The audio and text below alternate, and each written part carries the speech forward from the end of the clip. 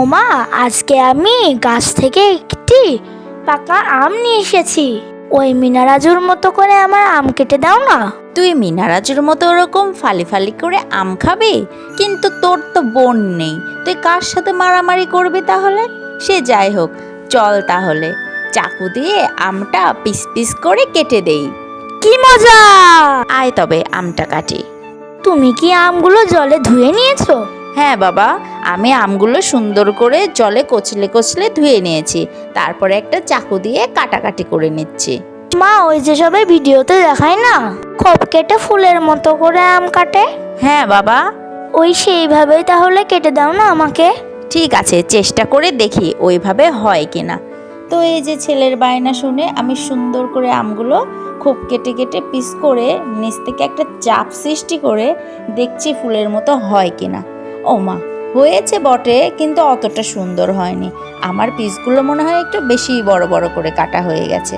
এই প্রথমবার ট্রাই করছো তো, তাই এমন হচ্ছে। ঠিকই বলেছিস বাবা, আমিও যদি আগে থেকে প্র্যাকটিস করে রাখতাম তাহলে হয়তো অনেক সুন্দরই হতো। আচ্ছা, পরের বার কিন্তু সুন্দর করে চেষ্টা করব। ঠিক আছে। এটা কিন্তু হিমসাগর আম। হিমসাগর আম কিন্তু অন্যান্য আমের তুলনায় অনেক মিষ্টি হয়। আমার কাছে হিমসাগর ছাড়া অন্যান্য আম তেমন একটা ভালো লাগে না। এটা প্রচুর মিষ্টি হয় আর খেতেও অনেক মজা লাগে। আম যে মিষ্টি সেটা ঘ্রাণেই বোঝা যাচ্ছে। বাইরে কিন্তু প্রচুর বৃষ্টি হচ্ছে, আর এই বৃষ্টি দেখে ছেলেপেলের মন চাইলো যে একটু আম খাবে। বাদে আমের দুই অংশটা আমি কেটে নিয়েছিলাম পিস পিস করে। এবার আমি আর একটা আম ধুয়ে নিচ্ছি।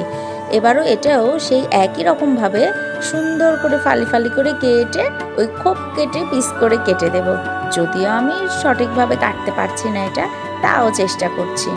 আমের কালারটা দেখেছো কি সুন্দর, হলুদ টকটকে না, একেবারে গাছ পাকা আম। আমার বাড়িতে আম খাওয়ার দুটো বড় বড় পোকা আছে। ওরা যে আম কি ভীষণ পছন্দ করে তার বলার বাইরে। ওরা আম খেলেও আমের আটি কিন্তু খায় না, আর ওই আটি খাওয়ার দায়িত্ব কিন্তু আমার। কাটতে কাটতে এক পিস আম মুখে নিয়ে দেখলাম, সেই মিষ্টি আম। আম পছন্দ করে না এমন মানুষ মনে হয় দুনিয়াতে নেই। কম বেশি সবার কাছেই কিন্তু এই আমটা খুবই পছন্দের।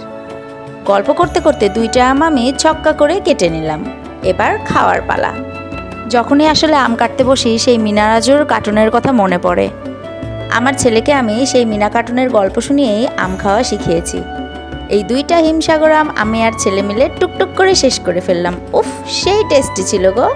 এই জন্যই তো বলে ফলের রাজা আম। বৃষ্টি দেখছি আর আমের আটিটা খেয়ে নিচ্ছি।